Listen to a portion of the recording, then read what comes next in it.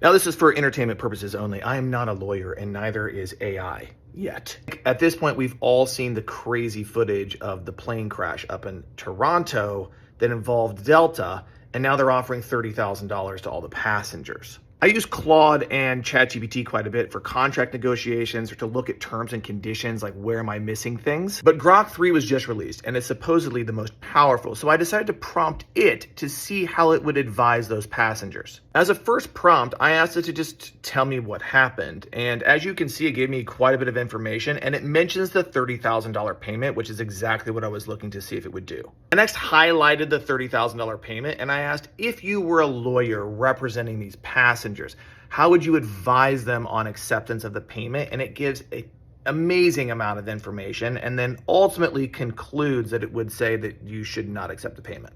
And then explicitly says, it's not a lawyer, I'm not a lawyer either, and that you should consult one. I always ask for a summary whenever I do this because it'll lay it out in bullet points. And the first one's really interesting. It says, just because with the PR statements that this is a goodwill gesture, it doesn't mean that somewhere in the terms and conditions that this could limit your future claims under the Montreal Convention.